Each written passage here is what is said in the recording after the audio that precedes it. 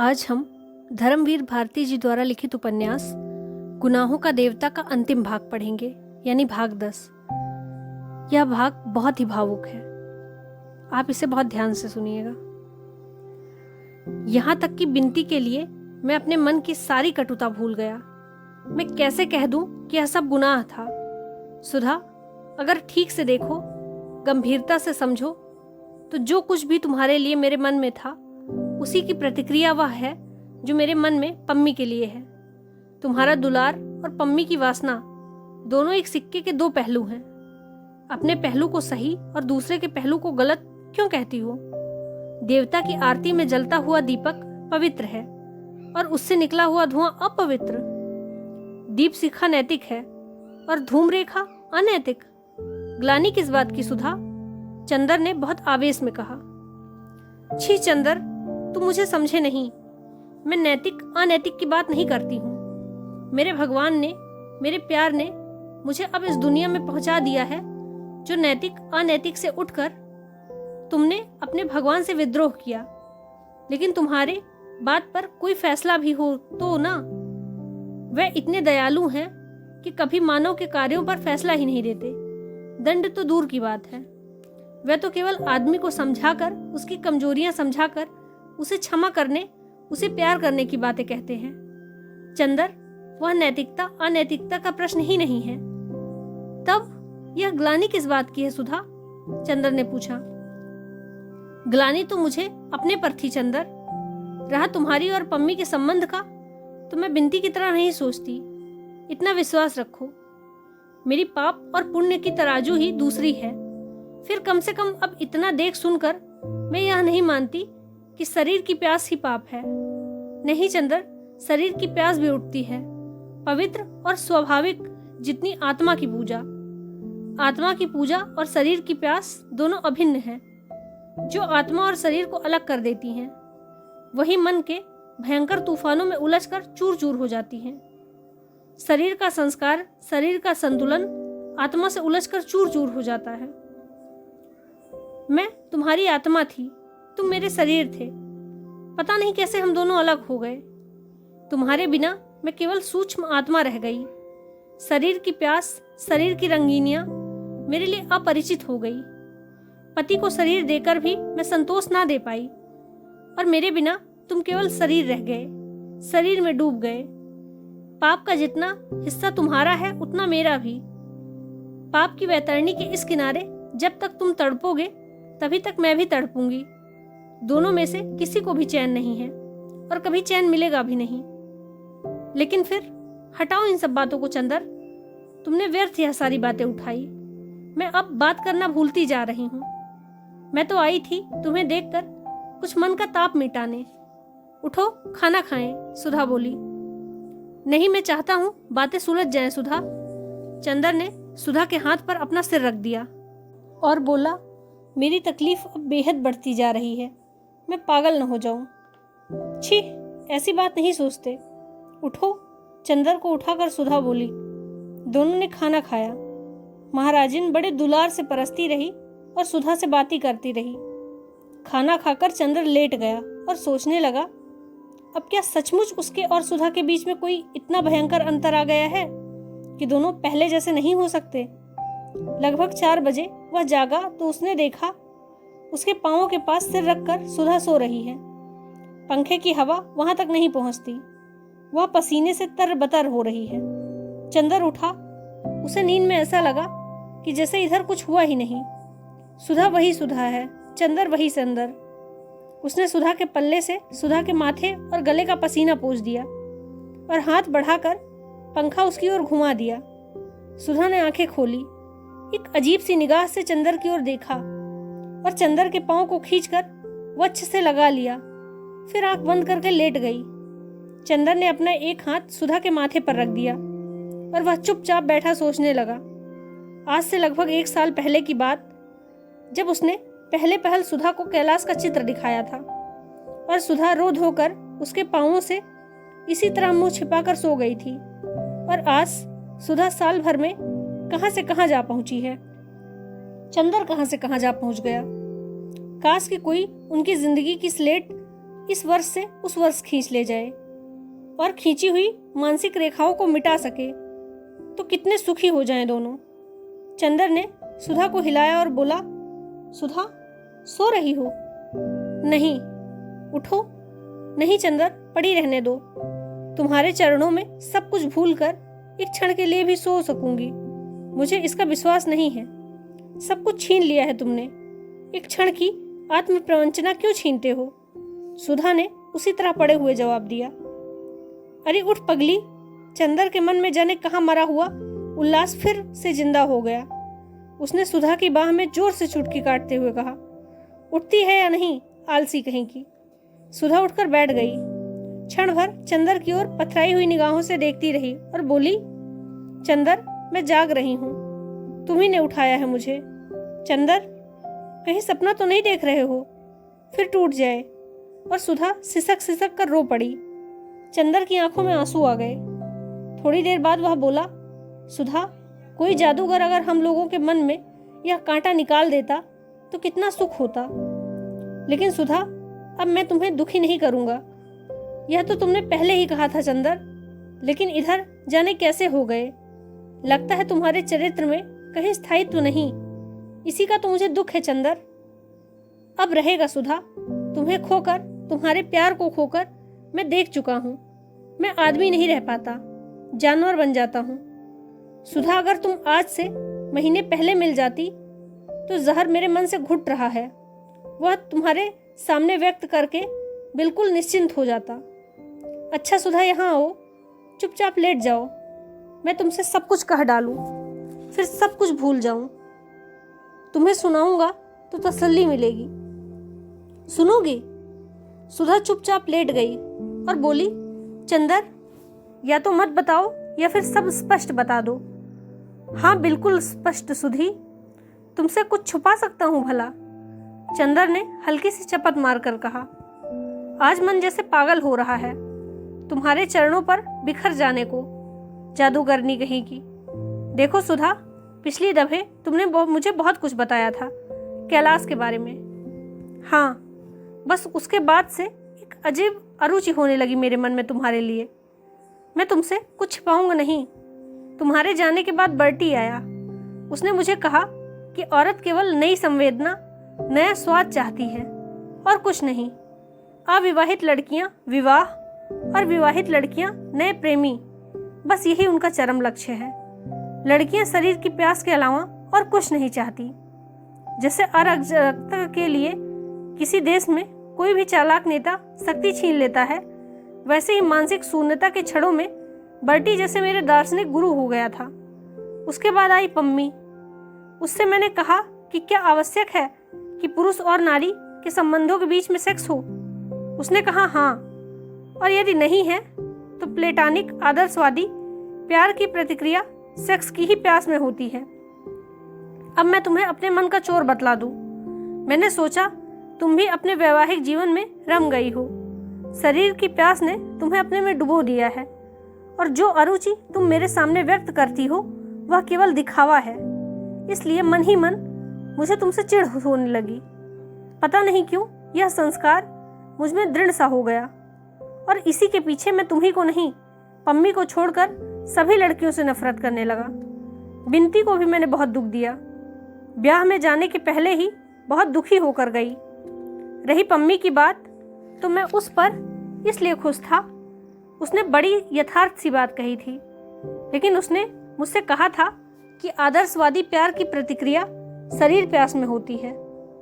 तुमने इसका अपराधी मानकर तुमसे तो नाराज हो गया, लेकिन अंदर ही अंदर वह संस्कार मेरा व्यक्तित्व बदलने लगा। सुधा, पता नहीं तुम्हारे जीवन में प्रतिक्रिया के रूप में शारीरिक प्यास जागी या नहीं, पर मेरे मन के गुनाह तो तूफान की तरह लहरा उठे। लेकिन तुमसे एक बात नहीं छुपाऊंगा, वह यह कि ऐसे भी क्षण में जब पम्मी के समर्पण ने मेरे मन की सारी कटुता धो डाली। बोलो, तुम कुछ बोल क्यों नहीं रही सुधा? तुम कहते चलो चंदर, मैं सुन रही हूँ। हाँ, लेकिन उस दिन गेसु आई। उसने मुझे फिर पुराने दिन याद दिला दिए, और फिर जैसे पम्मी के लिए आकर्षण उजड़ सा गया। अच्छा सुधा, एक बात बताओ, तुम यह मानती हो कि कभी कभी एक व्यक्ति के माध्यम से दूसरे व्यक्ति की भावनाओं की अनुभूति होने लगती है? क्या मतलब? मेरा मतलब, जैसे मुझे गेसु की बातों में उस दिन ऐसा लगा जैसे तुम बोल रही हो। और दूसरी बात तुम्हें बताऊं, तुम्हारे पीछे बिनती रही मेरे पास। सारे अंधेरे में वही एक रोशनी थी, बड़ी क्षीण, टिमटिमाती हुई, सारहीन सी। बल्कि मुझे तो लगता था कि वह रोशनी ही इसलिए थी कि उसमें रोशनी तुम्हारी थी। मैंने कुछ दिन बिनती को बहुत प्यार किया। मुझे ऐसा लगता था कि अभी तक तुम मेरे सामने थी, अब तुम उसके माध्यम से आती हो। लगता था जैसे वह एक व्यक्तित्व ही नहीं, तुम्हारे व्यक्तित्व का अंश है। उस लड़की में जिस अंश तक तुम थी, वह अंश बार बार मेरे मन में रस उभार देता था। क्यों सुधा, मन की यह भी कैसी अजब गति है? सुधा थोड़ी देर चुप रही, फिर बोली, भागवत में एक जगह एक टीका में हमने पढ़ा था चंदर, कि जिसको भगवान बहुत प्यार करते हैं उसमें उनकी अंसा भक्ति होती है। बहुत बड़ा वैज्ञानिक सत्य है यह। मैं बिनती को बहुत प्यार करती हूँ चंदर। समझ गया मैं, चंदर बोला। अब मैं समझा, मेरे मन में इतने गुनाह कहाँ से आए। तुमने मुझे बहुत प्यार किया और वही तुम्हारे व्यक्तित्व के गुनाह मेरे व्यक्तित्व में उतर आए। सुधा खिलखिलाकर हंस पड़ी। चंदर के कंधे पर हाथ रखकर बोली, इसी तरह हंसते बोलते रहते तो क्यों यह हाल होता? मनमौजी हो, जब चाहो खुश हो गए, जब चाहो नाराज हो गए। उसके बाद वह उठी और बाहर से एक तस्तरी में कुछ फल काट कर लाई। चंदर ने देखा, आम? अरे आम? अभी कहाँ से आम ले आई? कौन लाया? लखनऊ उतरी थी, वहां से तुम्हारे लिए लेती आई। चंदर ने एक आम की फाकी उठाकर खाई और किसी पुरानी घटना को याद दिलाने के लिए आंचल में हाथ पोंछ दिए। सुधा हंस पड़ी और बड़ी दुलार भरी ताड़ना से के स्वर में बोली, बोलो, अब तो दिमाग नहीं बिगाड़ोगे अपना? कभी नहीं सुधी, लेकिन पम्मी का क्या होगा? पम्मी से मैं संबंध नहीं तोड़ सकता, व्यवहार चाहे जितना सीमित कर दूं। मैं कब कहती हूँ कि तुम्हें उससे संबंध तोड़ना है? कभी बांधना ही नहीं चाहती। जानती हूँ कि अगर चाहूँ भी तो कभी अपने मन के बहुपाश ढीले कर तुम्हें चिर मुक्ति तो नहीं न दे पाऊंगी, तो भला बंधन ही क्यों बांधूं? पम्मी शाम को आएगी शायद। दरवाजा खटका और गेसु ने प्रवेश किया। आकर दौड़कर सुधा से लिपट गई। चंदर उठकर चला गया। चले कहाँ भाईजान, बैठिए ना, नहा लूं तब आता हूँ। चंदर चल दिया। वह इतना खुश था, इतना खुश, बाथरूम में खूब गाता रहा और नहा चुकने के बाद उसे ख्याल आया कि उसने बनियानी उतारी ही नहीं। नहाकर कपड़े बदल कर वह आया तब भी गुनगुना रहा था। कमरे में आया तब देखा गेसु अकेली बैठी है। सुधा कहाँ गई? चंदर ने नाचते हुए स्वर में कहा। गई है शरबत बनाने, गेसु ने चुन्नी से सिर ढकते हुए और पांवों को सलवार से ढकते हुए कहा। चंदर इधर उधर बक्स में रुमाल ढूंढने लगा। आज बड़े खुश है चंदर भाई, कोई खोई हुई चीज मिल गई क्या? अरे मैं बहन हूँ, कुछ इनाम ही दे दीजिए। गेसु ने चुटकी ली। इनाम की बात क्या, कहो तो वह चीज ही तुम्हें दे दे। हाँ, कैलाश बाबू के दिल से पूछिए, गेसु बोली। उनके दिल से तुम ही बात कर सकती हो। गेसु ने झेप कर मुंह फेर लिया। सुधा हाथ में 2 गिलास लिए आई। लो सुधा पियो, गेसु ने कहा। एक गिलास गेसु को देकर, चंदर लो तुम भी ले लो। तुम पियो ना। नहीं, मैं नहीं पीऊंगी, बर्फ मुझे नुकसान करेगी, सुधा ने चुपचाप कहा। चंदर को याद आ गया, पहले सुधा चिढ़ा चिढ़ा कर अपने आप चाय शरबत पी जाती थी, और आज क्या ढूंढ रहे हो चंदर? सुधा बोली। रुमाल कोई मिल ही नहीं रही है। साल भर में रुमाल खो दिए होंगे। मैं तो तुम्हारी आदत जानती हूँ। आज कपड़ा ला दो, कल सुबह रुमाल सी दूंगी तुम्हारे लिए। और उठकर उसने कैलाश के बक्स में से एक रुमाल निकाल कर दे दिया। उसके बाद चंदर बाजार गया और कैलाश के साथ सुधा के लिए कुछ कपड़े खरीद लाया। इसके साथ ही कुछ नमकीन जो सुधा को पसंद था, पेठा, एक तरबूज, एक बोतल गुलाब का शरबत, एक सुंदर सा पेन और जाने क्या क्या खरीद लाया। सुधा ने देखकर कहा, पापा नहीं है, फिर भी हमें लगता है कि मायके आई हूँ। लेकिन वह कुछ खा पी नहीं सकी। चंदर खाना खाकर लॉन में बैठ गया। वहां उसने अपनी चारपाई डलवा ली। सुधा के बिस्तर छत पर लगे थे। उसके पास महाराजिन सोने वाली थी। सुधा एक तस्तरी में तरबूज काट कर ले आई और कुर्सी डालकर चंदर भी चारपाई के पास बैठ गया। चंदर तरबूज खाता रहा। थोड़ी देर बाद सुधा बोली, चंदर, बिनती के बारे में तुम्हारी क्या राय है? राय? राय क्या होती है? बहुत अच्छी लड़की है, तुमसे तो अच्छी ही है, चंदर ने छेड़ा। अरे मुझसे अच्छी तो दुनिया है, लेकिन एक बात पूछूं? बहुत गंभीर बात है। क्या? तुम बिनती से ब्याह कर लो। बिनती से? कुछ दिमाग तो नहीं खराब हो गया है? नहीं, इस बारे में पहले पहले ये बोले कि चंदर बिनती का ब्याह क्यों नहीं करती। मैं चुपचाप पापा से पूछा। पापा बिल्कुल राजी हैं, लेकिन बोले मुझसे कि तुम ही चंदर से कहो। कर लो चंदर, बुआ जी अब दखल नहीं देंगी। चंदर हंस पड़ा। अच्छी खुरापाते तुम्हारे दिमाग में उठती रहती हैं। याद है एक बार और तुमने ब्याह कराने को कहा था? सुधा के मुंह से एक हल्का निश्वास निकल पड़ा। हाँ याद है, खैर तब की बात दूसरी थी। अब तो तुम्हें कर लेना चाहिए। नहीं सुधा, शादी तो मुझे करनी ही नहीं है। तुम कह क्यों रही हो? तुम मेरे बिनती के संबंध को कुछ गलत तो नहीं समझ रही? नहीं जी, लेकिन यह जानती हूँ कि बिनती तुम पर अंधश्रद्धा रखती है। उससे अच्छी लड़की तुम्हें मिलेगी नहीं। कम से कम जिंदगी तुम्हारी व्यवस्थित हो जाएगी। चंदर हंसा। मेरी जिंदगी शादी से नहीं, प्यार से सुधरेगी सुधा।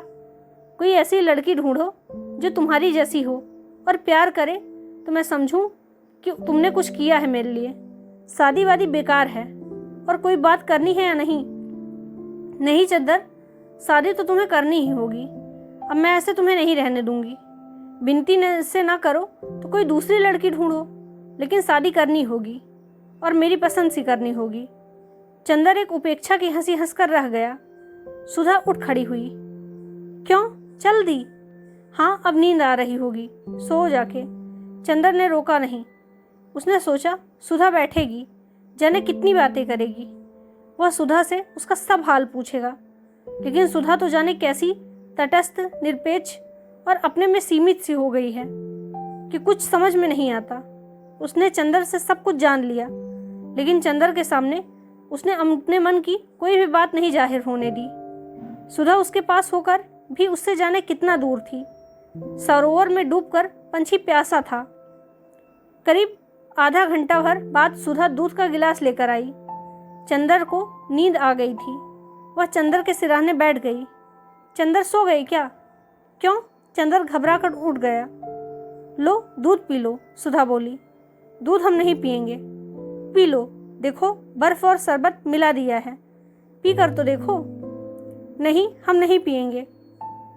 अब जाओ, हमें नींद लग रही है। चंदर गुस्सा था। पी लो मेरे राज दुलारे, चमक रहे हैं चांद सितारे। सुधा ने लोरी गाते हुए चंदर को अपनी गोद में खींचकर बच्चों की तरह गिलास चंदर के मुंह में लगा दिया। चंदर ने चुपचाप दूध पी लिया।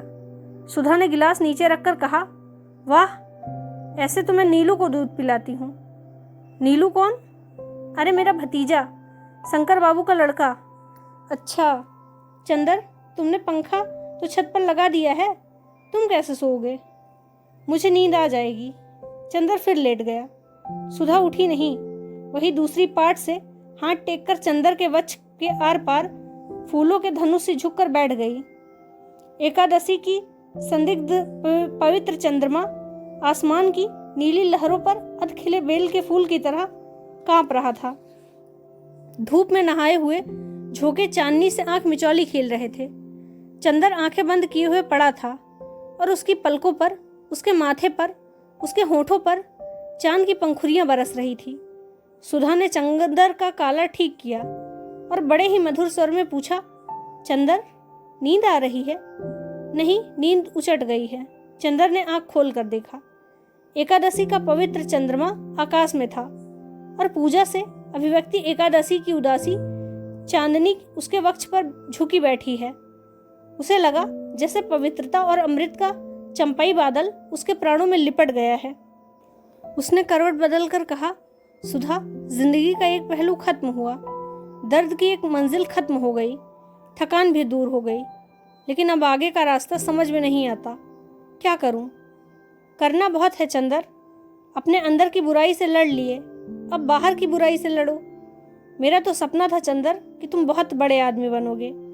अपने बारे में तो कुछ सोचा था, वह सब नसीब ने तोड़ दिया। अब तुम्ही को देखकर संतोष मिलता है।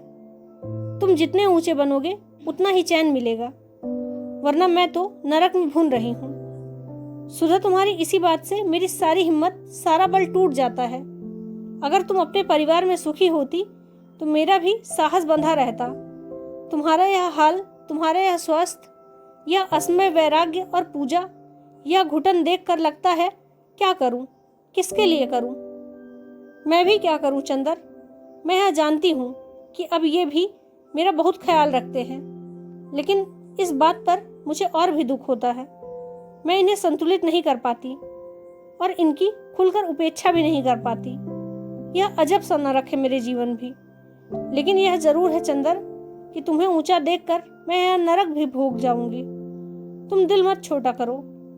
एक ही जिंदगी की तो बात है, उसके बाद।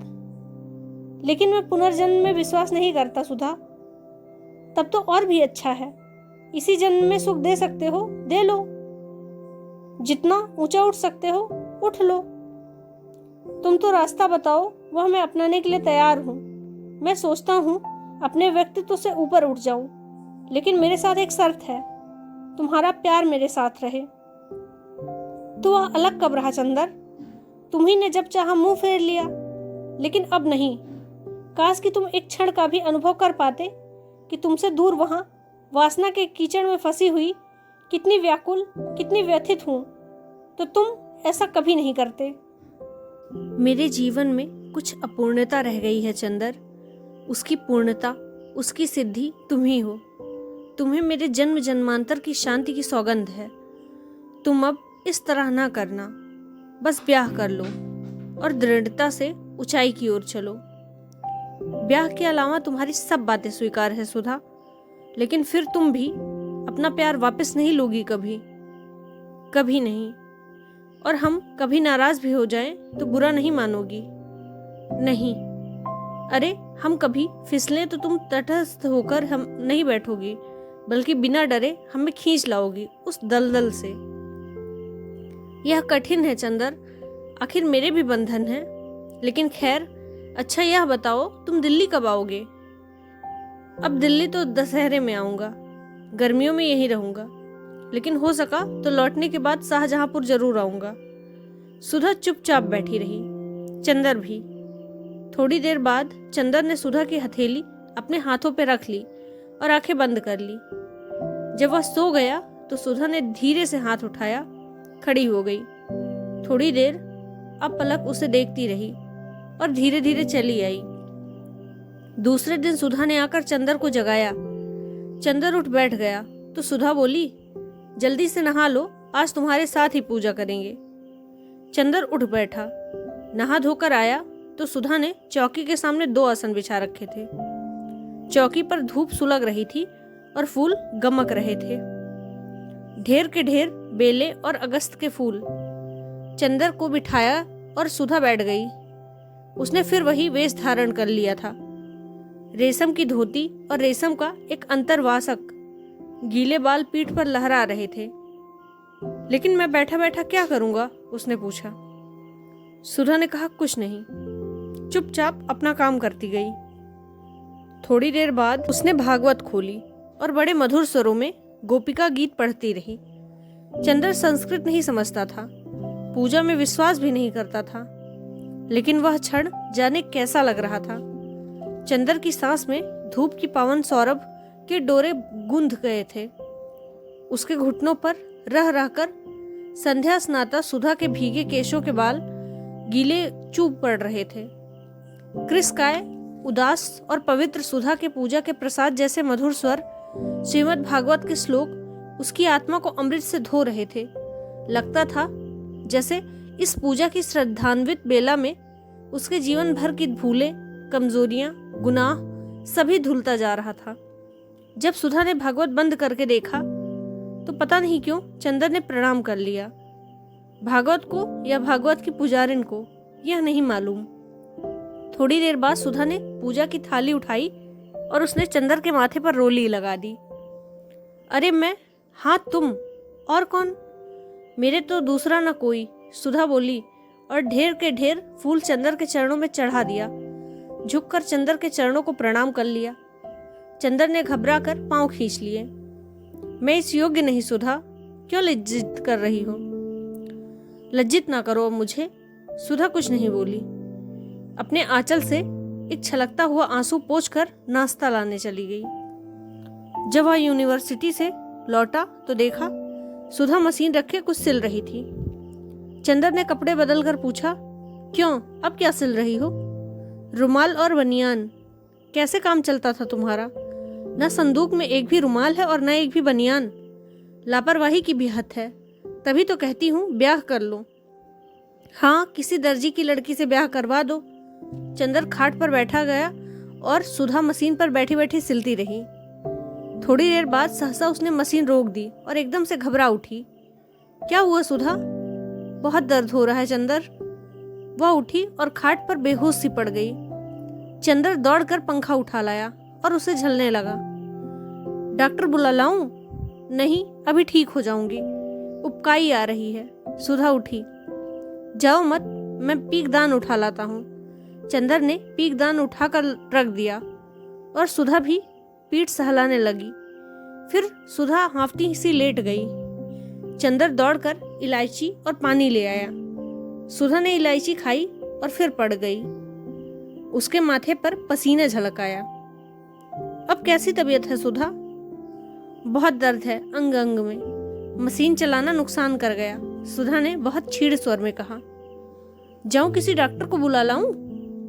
बेकार है चंदर, मैं तो लखनऊ में दिखा आई। इस रोग का क्या ही इलाज है, यह तो जिंदगी भर का अभिशाप है। क्या बीमारी बताई तुम्हें? कुछ नहीं। बताओ ना। क्या बताऊं चंदर? सुधा ने बड़ी कातर निगाहों से चंदर की ओर देखा और फूट फूट कर रो पड़ी। बुरी तरह सिसकने लगी। सुधा चुपचाप पड़ी कराहती रही। चंदर ने अटैची में से दवा निकाल कर दी। कॉलेज नहीं गया। 2 घंटे बाद सुधा कुछ ठीक हुई। उसने एक गहरी सांस ली और तकिए के सहारे उठकर बैठ गई। चंदर ने और कई तकिए पीछे रख दिए। 2 ही घंटे में सुधा का चेहरा पीला पड़ गया था।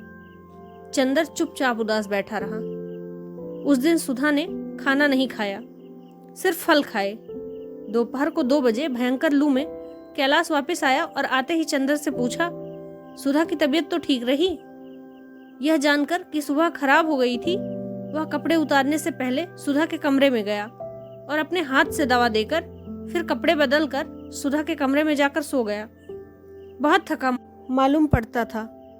चंदर आकर अपने कमरे में कापियां जांचने लग गया। शाम को कामिनी, प्रभा और कई लड़कियां, जिन्हें गेसू ने खबर दे दी थी, आई और सुधा और कैलाश को घेर रही। चंदर उनकी खातिर तवज्जो में लगा रहा। रात को कैलाश ने उसे अपनी छत पर बुला लिया और चंदर के भविष्य के कार्यक्रम के बारे में बात करता रहा। जब कैलाश को नींद आने लगी तब वह उठकर लॉन पर लौट आया और लेट गया। बहुत देर तक उसे नींद नहीं आई। वह सुधा की तकलीफों के बारे में सोचता रहा। उधर सुधा बहुत देर तक करवटें बदलती रही। यह 2 दिन सपनों की तरह बीत गए और कल वह फिर चली जाएगी अपने चंदर से दूर, न जाने कब तक के लिए। सुबह से सुधा जैसे बुझी हुई थी। कल तक जो उसमें उल्लास वापस आ गया था, वह जैसे कैलाश की छाह ने ग्रस कर लिया। चंदर ने कॉलेज का आखिरी दिन बिताया। चंदर कैलाश को ले गया और अपने मित्रों से, प्रोफेसर से उसका परिचय करा लाया। एक प्रोफेसर जिनकी आदत थी कि वे कांग्रेस सरकार से संबंधित हर व्यक्ति को दावत जरूर देते थे। उन्होंने कैलाश को भी दावत दी क्योंकि वह सांस्कृतिक मिशन में जा रहा था। वापस जाने के लिए रात की गाड़ी तय रही। हफ्ते भर बाद ही कैलाश को जाना था, अतः वह ज्यादा नहीं रुक सकता था। दोपहर का खाना दोनों ने साथ खाया। सुधा महाराजिन का लिहाज करती रही, अतः वह कैलाश के साथ खाने नहीं गई। निश्चित हुआ कि अभी से सामान बांध लिया जाए ताकि पार्टी के बाद सीधे स्टेशन जा सकें। जब सुधा ने चंदर के लाए हुए कपड़े कैलाश को दिखाए तो उसे बड़ा ताज्जुब हुआ, लेकिन उसने कुछ नहीं कहा। कपड़े रख लिए और चंदर से जाकर बोला, अब जब तुमने लेन देन का व्यवहार निभा ही लिया है तो यह भी बता दो, तुम बड़े हो या छोटे? क्यों? चंदर ने पूछा। इसलिए कि बड़े हो तो पैर छू कर जाऊं और छोटे हो तो रुपया देकर जाऊं। कैलाश बोला और चंदर हंस पड़ा। घर में दोपहर से ही उदासी छा गई थी। न चंदर दोपहर को सोया, न कैलाश और न ही सुधा। शाम की पार्टी में सब लोग गए। वहां से लौट कर आए तो सुधा को लगा कि उसका मन अभी डूब जाएगा। उसे शादी में भी जाना इतना अच्छा नहीं लगता था। आज अखर रहा था।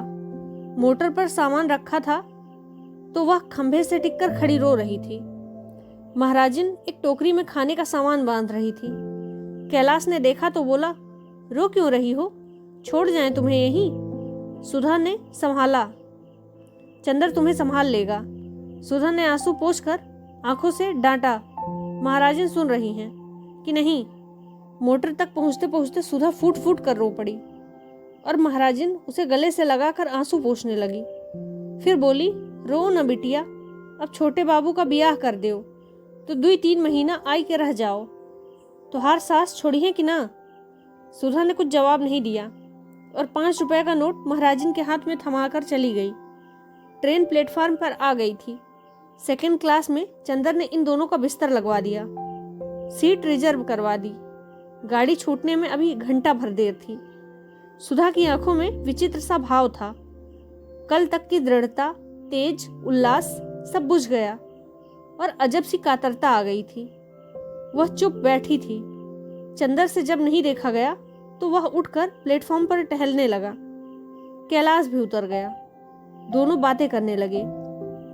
सहसा कैलाश ने चंदर के कंधे पर हाथ रखकर कहा, हाँ यार, एक बात बहुत जरूरी थी। क्या? इन्होंने तुम्हें बिंटी के बारे में कुछ कहा? कहा था। तो क्या सोचा तुमने? मैं शादी वादी नहीं करूंगा। यह सब आदर्शवाद मुझे अच्छा नहीं लगा। और फिर उससे शादी करके सच पूछो तो बड़ी बात करोगे तुम। इस घटना के बाद अब ब्राह्मणों में तो वर उसे मिलने से रहा और ये कह रही थी कि वह तुम्हें मानती भी बहुत है। हाँ, लेकिन इसका मतलब ये तो नहीं कि मैं उससे शादी कर लूं। मुझे बहुत कुछ करना है। अरे जाओ यार, तुम सिवा बातों के कुछ नहीं कर सकते। हो सकता है। चंदर ने बात टाल दी। वह शादी तो नहीं करेगा। थोड़ी देर बाद चंदर ने पूछा, इन्हें दिल्ली कब भेजोगे? अभी तो जिस दिन मैं जाऊंगा उस दिन ये दिल्ली मेरे साथ जाएंगी, लेकिन दूसरे दिन शाहजहांपुर लौट पाएंगी। क्यों? अभी माँ बहुत बिगड़ी हुई हैं। वह इन्हें आने थोड़ी ही देती। वह तो लखनऊ के बहाने इन्हें ले आया था। तुम शंकर भैया से कभी जिक्र मत करना। अब सितंबर अक्टूबर में ये 3-4 महीने के लिए दिल्ली जाएंगी शायद। अच्छा, दिल्ली तो इसलिए चली जाएं कि मैं 2-3 महीने बाद लौटूंगा। यू नो शी इज कैरिड्स। हाँ, अच्छा। हाँ, यही तो बात है। पहला मौका है। दोनों लौटकर कंपार्टमेंट में बैठ गए। सुधा बोली, तो सितंबर में आओगे ना चंदर? हाँ हाँ, जरूर। फिर वक्त कोई बहाना ना बना दे। जरूर आऊंगा।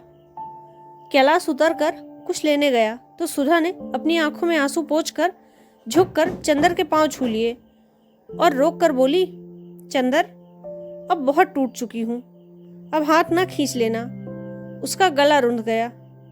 चंदर ने बहुत सुधा के हाथों को अपने हाथ में ले लिया और कुछ भी नहीं बोल सका।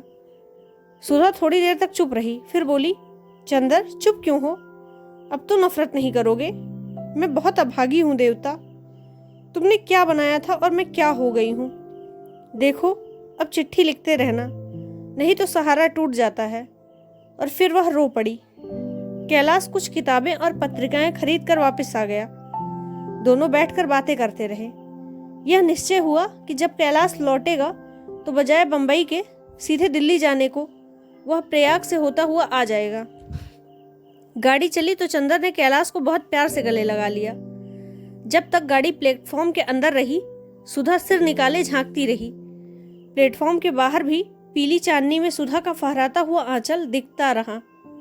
धीरे धीरे वह एक सफेद बिंदु बनकर अदृश्य हो गया।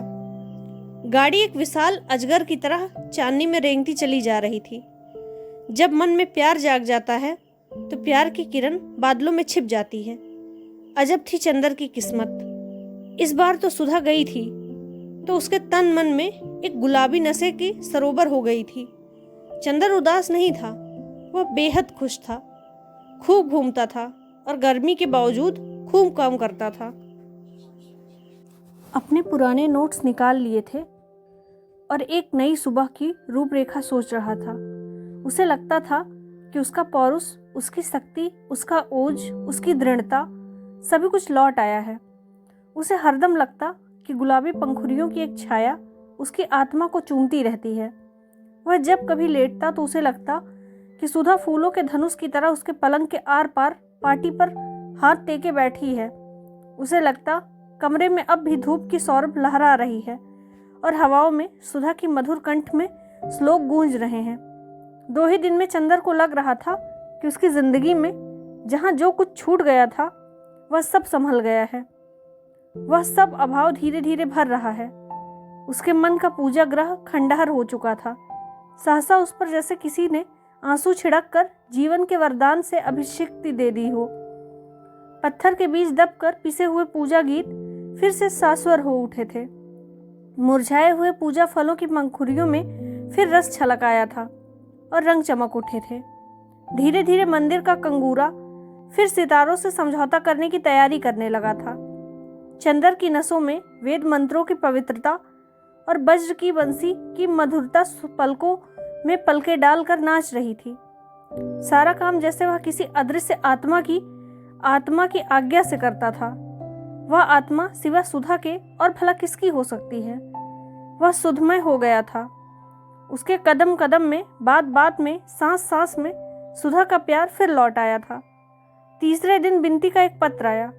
बिंती ने उसे दिल्ली बुलाया था और मामा जी भी चाहते थे कि चंदर कुछ दिन दिल्ली आकर रहे।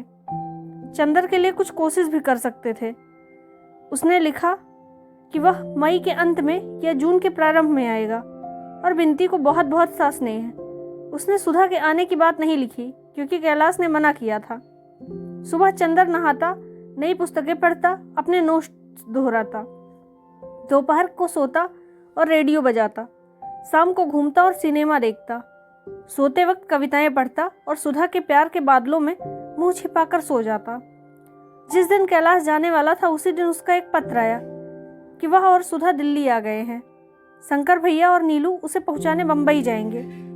चंदर सुधा के इलाहाबाद जाने का जिक्र किसी को भी ना लिखे। यह उसके और चंदर के बीच की बात थी। खत के नीचे सुधा की कुछ लाइन थी। चंदर, राम राम। तुमने मुझे जो साड़ी दी थी वह क्या अपनी भावी श्रीमती के नाम की थी? वह मेरे घुटनों तक आती है। बूढ़ी होकर घिस जाऊंगी तो उसे पहना करूंगी। अच्छा स्नेह, और जो तुमसे कह आई हूँ उन बातों पर ध्यान रखना। मेरी तंदुरुस्ती ठीक है। इधर मैंने गांधी जी की आत्मकथा पढ़नी शुरू की है। तुम्हारी सुधा। और हाँ लाला जी, मिठाई खिलाओ।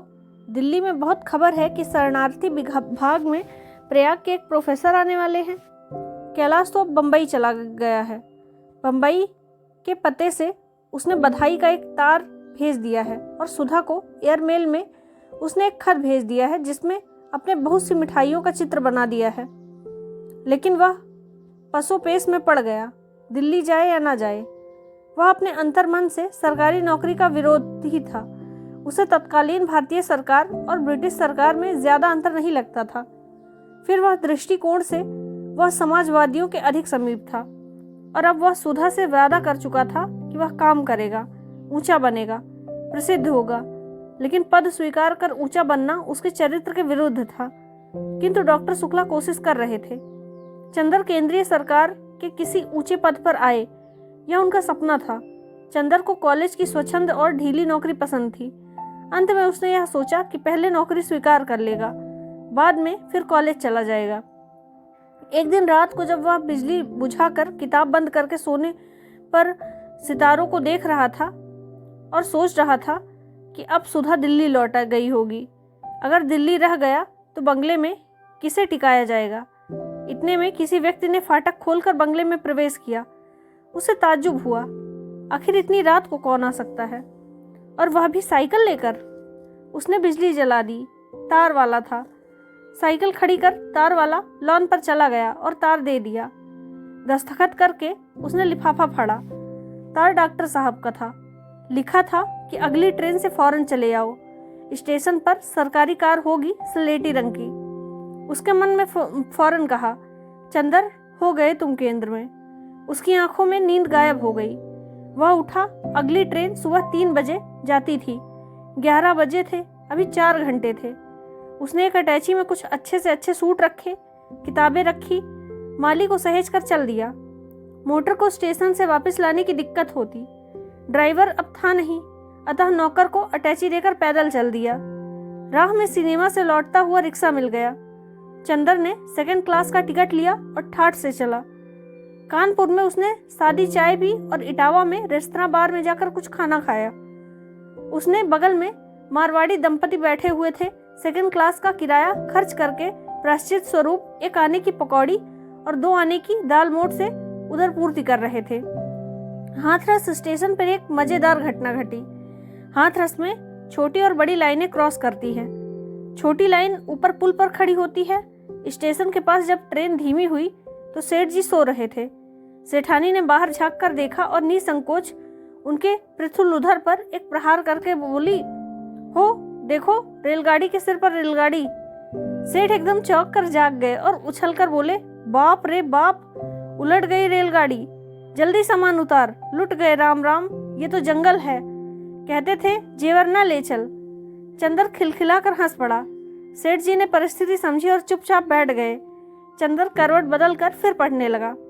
इतने में ऊपर की गाड़ी से उतर कर एक औरत हाथ में एक गठरी लिए हुए आई और चंदर ज्यों ही घुसा कि मारवाड़ी बोला, बुढ़ी यह 2nd क्लास है, होई 2nd 3rd तो सब गोविंदी की माया है।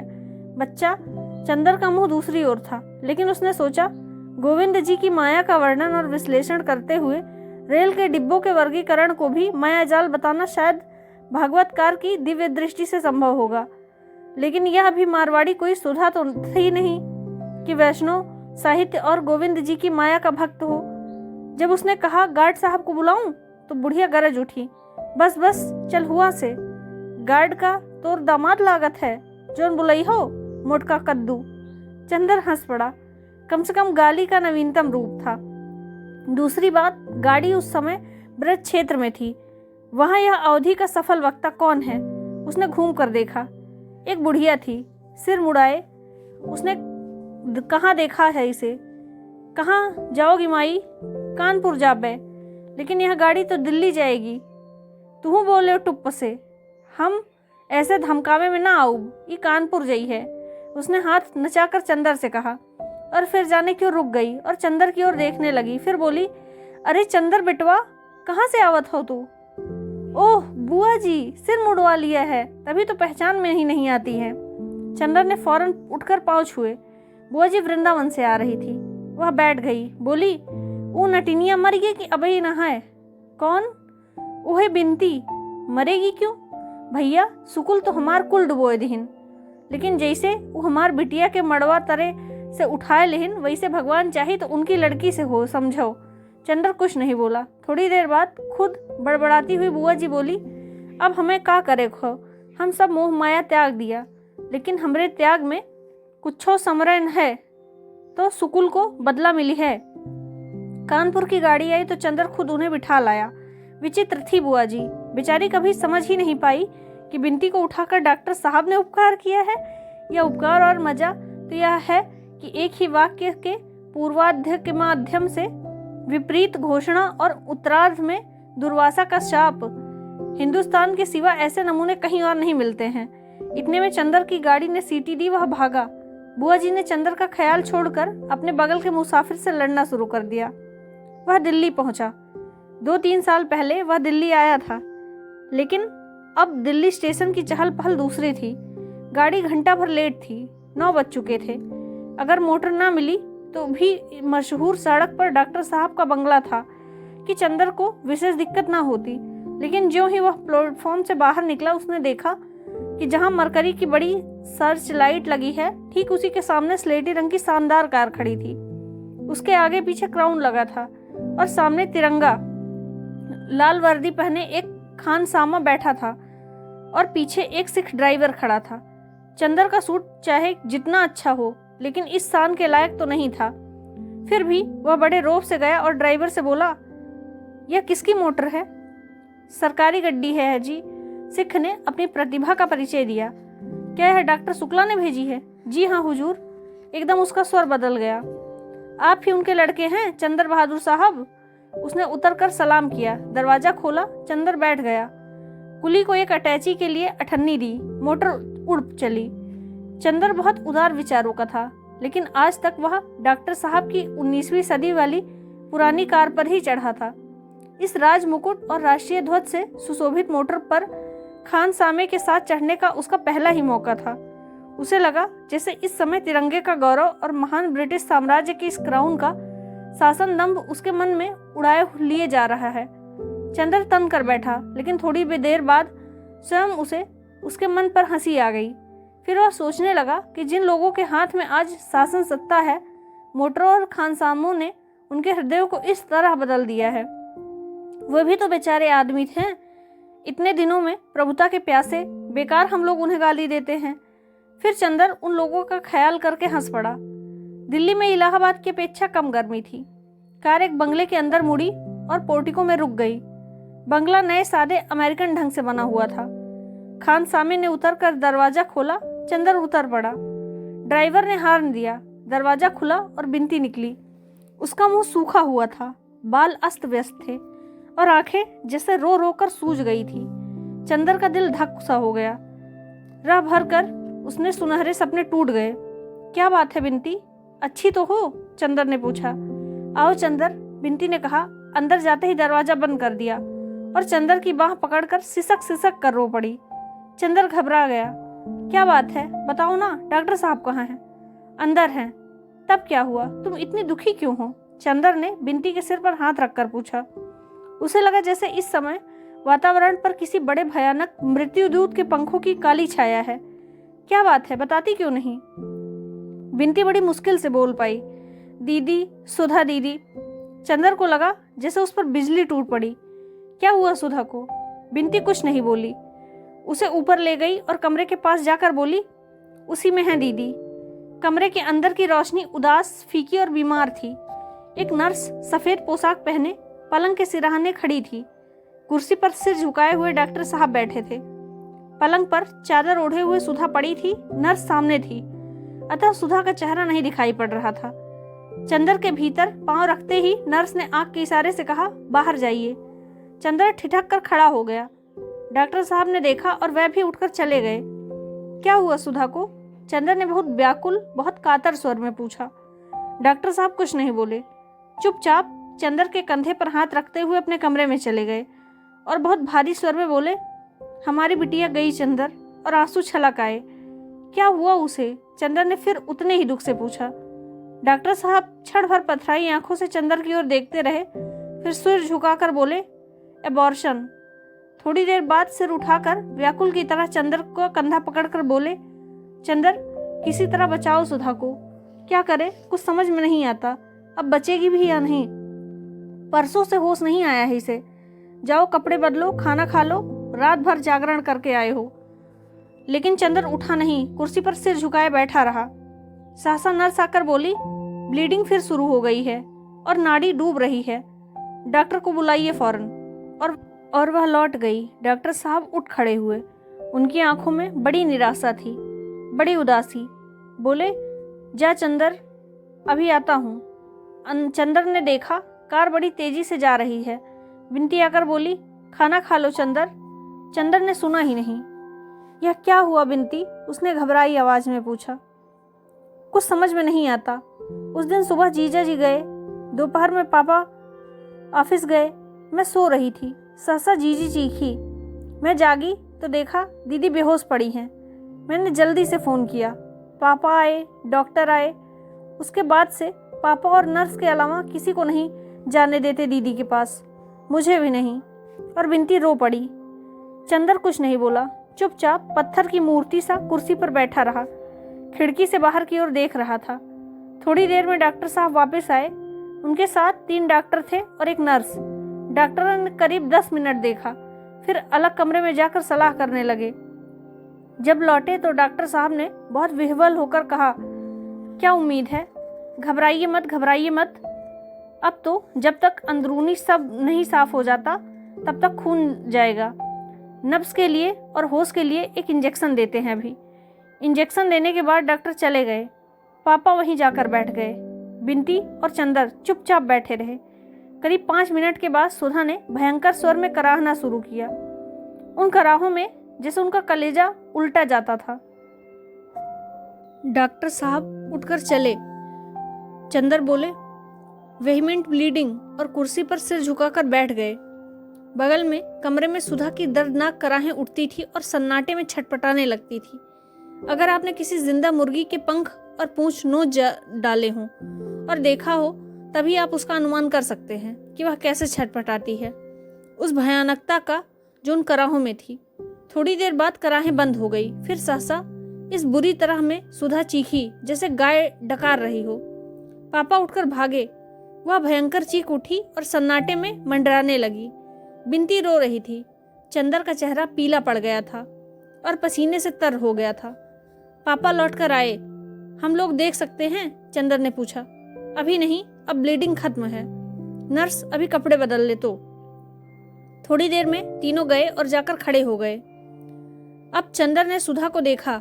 उसका चेहरा सफेद पड़ गया था, जैसे जाड़े के दिनों में थोड़ी देर पानी में रहने के बाद उंगलियों का रंग रक्तहीन श्वेत हो जाता है। गालों की हड्डियां निकल आई थी। होंठ काले पड़ गए थे। पलकों के चारों ओर कालापन गहरा गया था और आंखें जैसे बाहर निकल पड़ी थी।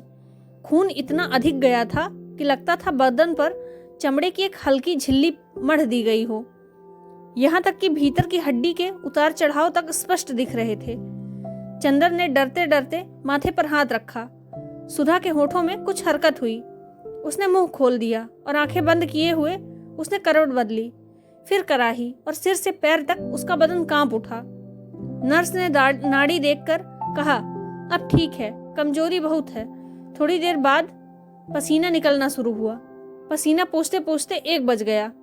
बिंती बोली डॉक्टर साहब से, मामा जी अब आप सो जाइए, चंदर देख लेंगे, आज नर्स है ही। डॉक्टर साहब की आंखें लाल हो रही थी। सबके कहने पर वह अपनी सीट पर लेट गए। नर्स बोली, मैं बाहर आराम कुर्सी पर बैठ जाती हूँ थोड़ी देर, कोई जरूरत हो तो बुला लेना। चंदर जाकर सुधा के सिरहाने बैठ गया। बिंती बोली, तुम थके हुए हो, चलो तुम भी सो जाओ, मैं देख रही हूँ। चंदर ने कुछ जवाब नहीं दिया, चुपचाप बैठा रहा। बिंती ने सभी खिड़कियां खोल दी और चंदर के पास ही बैठ गई। सुधा सो रही थी चुपचाप। थोड़ी देर बाद बिंती उठी, खड़ी देखी, मुंह खोलकर दवा दी। डॉक्टर साहब घबराए हुए थे। क्या बात है, सुधा क्यों चीखी? कुछ नहीं, सुधा तो सो रही है चुपचाप, बिंती बोली। अच्छा, मुझे नींद में लगा कि वह चीखी। फिर वह खड़े खड़े सुधा का माथा सहलाते रहे और फिर जाकर लेट गए। नर्स अंदर थी। बिंती चंदर को बाहर ले गई और बोली, देखो तुम कल जीजा जी को एक तार लिख देना। लेकिन अब वह होंगे कहाँ? विशाखापट्टनम या कोलंबो में जहाजी कंपनी के पते पर दिलवा देना तार। दोनों फिर जाकर सुधा के पास बैठ गए। नर्स बाहर सो रही थी। 3:30 बज गए थे। ठंडी हवा चल रही थी। बिंती चंदर के कंधे पर सिर रखकर सो गई। सहसा सुधा के होंठ हिले और उसने कुछ अस्फुट स्वर में कहा। चंदर ने सुधा के माथे पर हाथ रखा। माथा सहसा जलने लगा था। चंदर घबरा उठा। उसने नर्स को जगाया। नर्स ने बगल में थर्मामीटर लगाया। तापक्रम 105 था। सारा बदन जल रहा था। रह रहकर वह कांप उठती थी। चंदर ने फिर घबराकर नर्स की ओर देखा। घबराइए मत, डॉक्टर अभी आएंगे। लेकिन थोड़ी ही देर में हालत और बिगड़ गई और फिर उसी तरह दर्दनाक कराहें सुबह की हवा में सिर पटकने लगी। नर्स ने इन लोगों को बाहर भेज दिया और बदन अंगोछे से पोंछने लगी। थोड़ी देर में सुधा ने चीख कर पुकारा, पापा। इतनी भयानक आवाज थी कि जैसे सुधा को नरक के दूत पकड़ ले जा रहे हों। पापा गए। सुधा का चेहरा लाल हो गया था। वह हाथ पटक रही थी। पापा को देखते ही बोली, पापा चंदर को इलाहाबाद से बुलवा दो। चंदर आ गया है बेटा, अभी बुलाते हैं। ज्यों ही पापा के माथे पर हाथ रखा, सुधा चीख उठी, तुम पापा नहीं हो, कौन हो तुम? दूर हटो, छुओ मत। अरे बिनती। डॉक्टर शुक्ला ने नर्स की ओर देखा। नर्स बोली, डेलीरियम सन्निपात, डॉक्टर को बुलाइए। सुधा ने फिर करवट बदली और नर्स को देखकर बोली, कौन, गेसु? आओ बैठो, चंदर नहा रहा है, अभी बुलाती हूँ। अरे चंदर, और फिर हाँफने लगी। आंखें बंद कर ली और रोकर बोली, पापा तुम कहाँ चले गए? नर्स ने चंदर और बिनती को बुलवाया। बिनती पास जाकर खड़ी हो गई। आंसू पोंछकर बोली, दीदी हम आ गए हैं, और सुधा की बाह में हाथ रख दिया। सुधा ने आंखें नहीं खोली। बिनती के हाथ पर हाथ रखकर बोली, बिनती पापा कहाँ गए? खड़े तो हैं मामा जी, झूठ मत बोलो कमबख्त। अच्छा ले, शरबत तैयार है, जा, चंदर स्टडी रूम में पढ़ रहा है, उसे बुला ले। बिनती फफक कर रो पड़ी। रोती क्यों हो? सुधा ने कराह कर कहा, मैं जाऊंगी तो चंदर को तेरे पास छोड़ जाऊंगी। जा, चंदर को बुला ला, नहीं बर्फ घुल जाएगी, शरबत छान लिया है। चंदर आगे आया, रूंधे गले से आंसू पीते हुए बोला, सुधा आंखें खोलो, हम आ गए हैं सुधा। डॉक्टर साहब कुर्सी पर पड़े सिसक रहे थे। सुधा ने आंखें खोली और चंदर को देखते ही बहुत जोर से चीखी, तुम ऑस्ट्रेलिया से लौट आए? झूठे, तुम चंदर हो? क्या मैं नहीं पहचानती? अब क्या चाहिए? इतना कहा, तुमसे हाथ जोड़ा, मेरी क्या हालत है, लेकिन तुम्हें क्या? जाओ यहाँ से, वरना अभी सर पटक दूंगी। और सुधा ने सिर पटक दिया। नहीं गए? नर्स ने इशारा किया। चंदर कमरे से बाहर गया और कुर्सी पर सिर झुकाकर बैठ गया। सुधा ने आंखें खोली और फटी फटी आंखों से चारों ओर देखने लगी। फिर नर्स से बोली, गेसु तुम बहुत बहादुर हो, तुमने अपने को बेचा नहीं, अपने पैर पर खड़ी हो, किसी के आश्रय में नहीं हो, कोई खाना कपड़ा देकर तुम्हें खरीद नहीं सकता। गेसु, बिनती कहाँ गई? मैं खड़ी हूँ दीदी। हैं? अच्छा पापा कहाँ है? सुधा ने कराह कर पूछा। डॉक्टर साहब उठकर आ गए। बेटा, बड़े दुलार से सुधा के माथे पर हाथ रखकर बोले। सुधा रो पड़ी। कहाँ थे पापा? अभी तक तुम, हमने इतना पुकारा, न तुम बोले न चंदर बोला, हमें तो डर लग रहा था, इतना सूना था। जाओ, महाराजन ने रोटी सेक ली है, खा लो। हाँ, ऐसे बैठ जाओ। लो पापा, हमने नान खटाई बनाई है। डॉक्टर शुक्ला रोते हुए चले गए। बिनती ने चंदर को बुलाया। देखा चंदर कुर्सी पर हथेली में मुंह छिपाए बैठा है। बिनती गई और चंदर के कंधे पर हाथ रखा। चंदर ने देखा और सिर झुका लिया। चलो चंदर, दीदी फिर बेहोश हो गई। इतने में नर्स बोली, वह फिर होश में आई है, आप लोग वहीं चलिए। सुधा ने आंखें खोल दी थी। चंदर को देखते ही बोली, चंदर आओ, कोई मास्टर ठीक किया तुमने? जो कुछ पढ़ा था वह भूल रही हूँ, अब इम्तिहान में पास नहीं होंगी। डेलीरियम अब भी है, नर्स बोली। सहसा सुधा ने चंदर का हाथ छोड़ दिया और झट से हथेलियां आंखों पर रख ली और बोली, ये कौन आ गया? यह चंदर तो नहीं है, चंदर नहीं है। चंदर होता तो मुझे डांटता, क्यों बीमार पड़ी? अब बताओ मैं चंदर को क्या जवाब दूंगी? चंदर को बुला दो गेसु। जिंदगी में दुश्मनी निभाई, अब मौत में तो ना निभाए। उफ, मरीज के पास इतने आदमी, तभी डेलीरियम होता है। सहसा डॉक्टर ने प्रवेश किया। कोई दूसरा डॉक्टर था, अंग्रेज था। बिनती और चंदर बाहर चले गए। बिनती बोली, ये सिविल सर्जन है। उसने खून मंगवाया, देखा, फिर डॉक्टर शुक्ला को भी हटा दिया, सिर्फ नर्स रह गई। थोड़ी देर बाद वह निकला तो उसका चेहरा स्याह था। क्या यह पहली मर्तबा प्रेगनेंसी थी? जी हाँ, डॉक्टर शुक्ला ने सिर हिलाया और कहा, अब मामला हाथ से बाहर है, इंजेक्शन लगेंगे, अस्पताल ले चलिए। डॉक्टर शुक्ला, मवाद आ रहा है, कल तक सारे बदन में फैल जाएगा। किस बेवकूफ़ डॉक्टर ने देखा था? चंदर ने फ़ोन किया, एम्बुलेंस कार आ गई, सुधा को उठाया गया। दिन बड़ी ही चिंता में बीता। 3-3 घंटे पर इंजेक्शन लग रहे थे।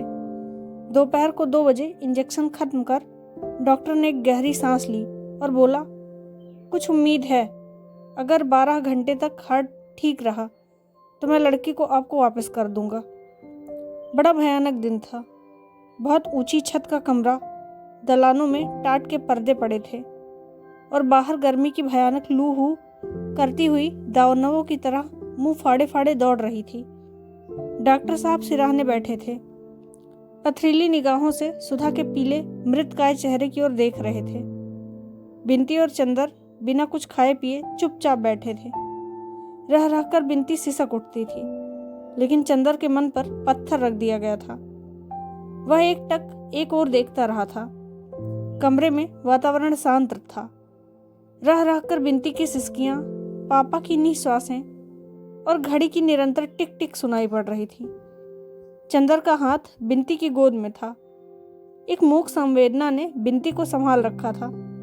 चंदर कभी बिनती की ओर देखता, कभी घड़ी की ओर, सुधा की ओर नहीं देख पाता।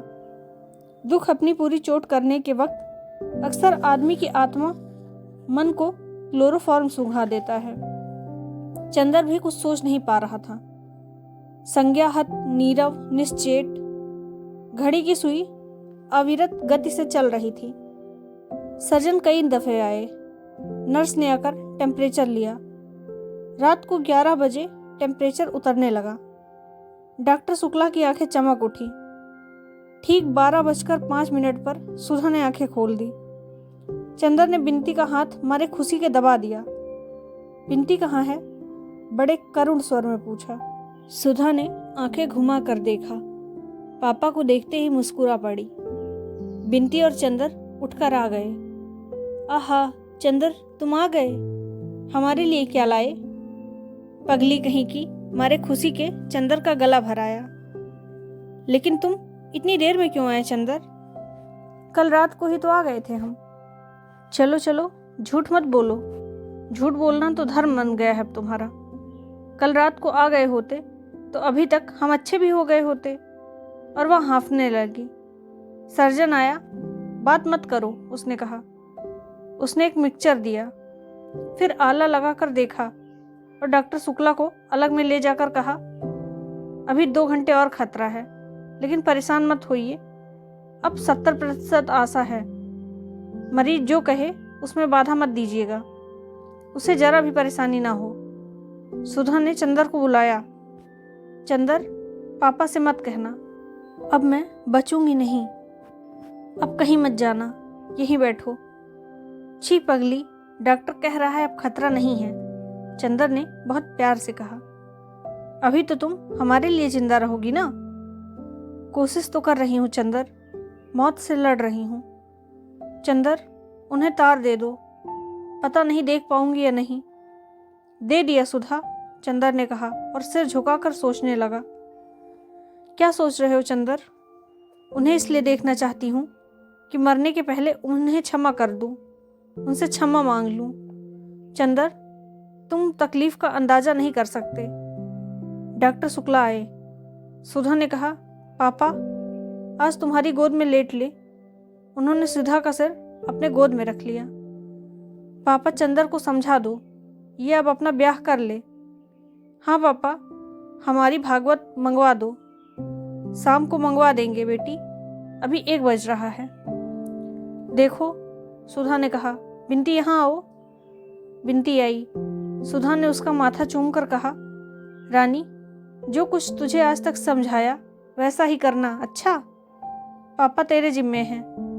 बिनती रोकर बोली, दीदी ऐसी बातें क्यों करती हो? सुधा कुछ न बोली, गोद से हटाकर सिर तकिए पर रख लिया। जाओ पापा, अब सो रहे हो तुम। सो लूंगा बेटी, जाओ, नहीं फिर हम अच्छे नहीं होंगे। जाओ। सर्जन का आदेश था कि मरीज के मन के विरुद्ध कुछ नहीं करना चाहिए। डॉक्टर शुक्ला चुपचाप उठे और बाहर बिछे पलंग पर लेट गए। सुधा ने चंदर को बुलाया और बोली, मैं झुक नहीं सकती, बिनती यहाँ आ, चंदर के पैर छू।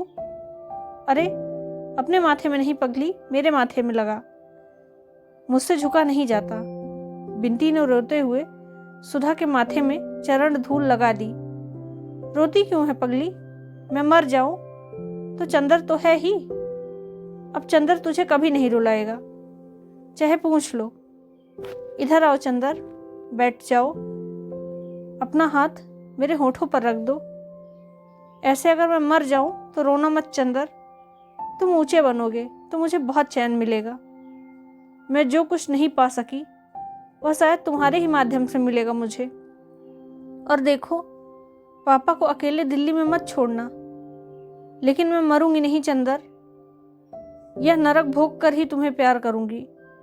मैं मरना नहीं चाहती, जाने फिर कभी तुम मिलो या नहीं मिलो। चंदर, उफ कितनी तकलीफ है चंदर, हम लोगों ने कभी ऐसा नहीं सोचा था। अरे हटो हटो चंदर। सहसा सुधा की आंखों से फिर अंधेरा छा गया। भागो चंदर, तुम्हारे पीछे कौन खड़ा है? चंदर भागो। चंदर घबरा कर उठ गया, पीछे कोई नहीं था। अरे चंदर, तुम्हें पकड़ रहा है, हटो चंदर हटो। चंदर तुम मेरे पास आओ। सुधा ने चंदर का हाथ पकड़ लिया। बिनती भागकर डॉक्टर साहब को बुलाने गई।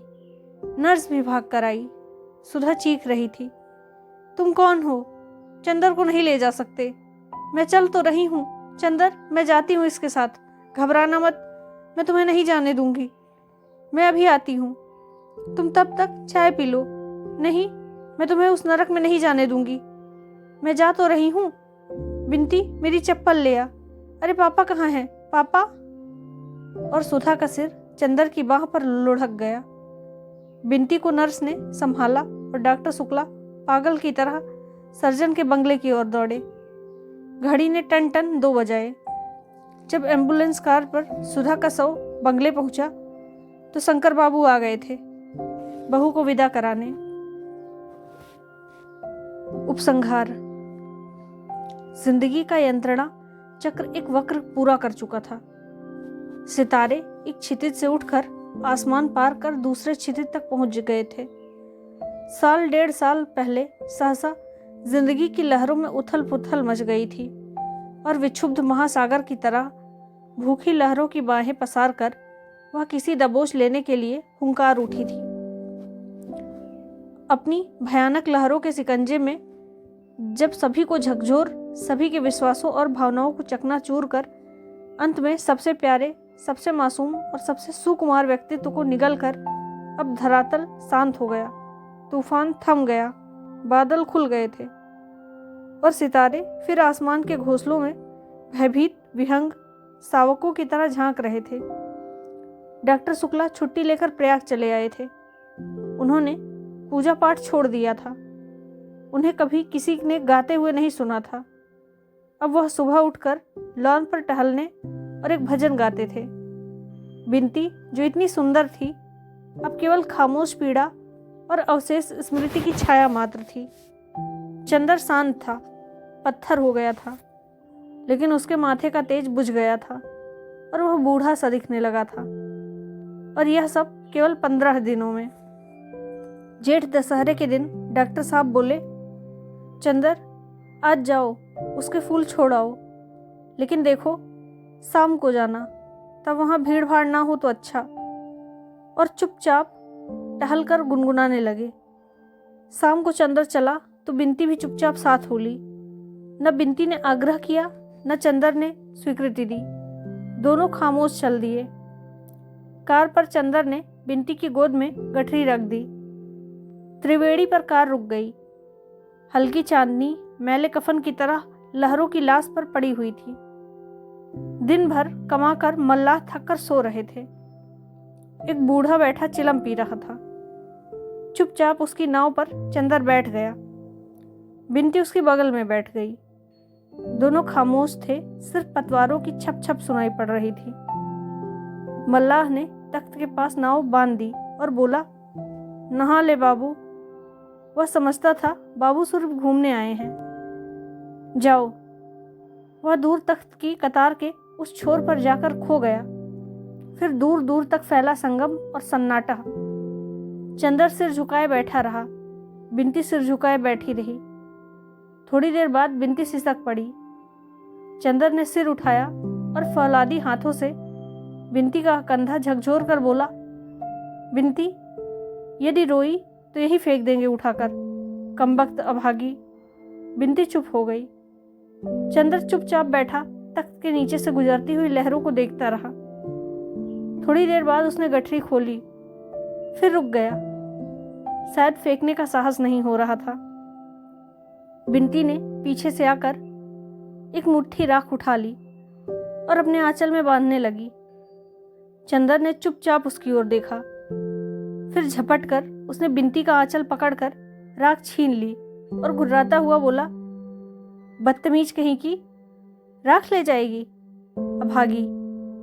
और झट से कपड़े सहित राख फेंक दी और आग्नेय दृष्टि से बिंती की ओर देखता हुआ सिर झुका लिया। लहरों में राख एक जहरीले पनियाले सांप की तरह लहराती हुई चली जा रही थी। बिंती चुपचाप सिसक रही थी। नहीं चुप होगी, चंदर ने पागलों की तरह बिंती को ढकेल दिया। बिंती ने बांस पकड़ लिया और चीख पड़ी। चीख से चंदर जैसे होश में आ गया। थोड़ी देर चुपचाप रहा, फिर झुककर अंजलि में पानी लेकर मुंह धोया और बिंती के आंचल से पोंछकर बहुत मधुर स्वर में बोला, बिंती रो मत, मेरी समझ में आता नहीं कुछ भी, रो मत। चंदर का गला भर आया और आंखों में आंसू छलक आए। चुप हो जाओ रानी, मैं अब इस तरह कभी नहीं कहूंगा। उठो, अब हम दोनों को ही निभाना है बिंती। चंदर ने तख्त पर छीना झपटी में बिखरी हुई राख चुटकी में उठाई और बिंती की मांग भरकर माथा चूम लिया। उसके होंठ राख से सन गए। सितारे टूट चुके थे। तूफान खत्म हो चुका था। नाव किनारे पर आकर लग गई थी। मल्लाह को चुपचाप रुपए देकर बिंती का हाथ थाम कर चंदर ठोस धरती पर उतर पड़ा। मुर्दा चांदनी में दोनों छायाएं मिलती जुलती हुई चल दी। गंगा की लहरों में बहता हुआ राख का सांप टूट टूट कर बिखर चुका था और नदी फिर उसी तरह बहने लगी थी जैसे कभी कुछ हुआ ही नहीं। धन्यवाद।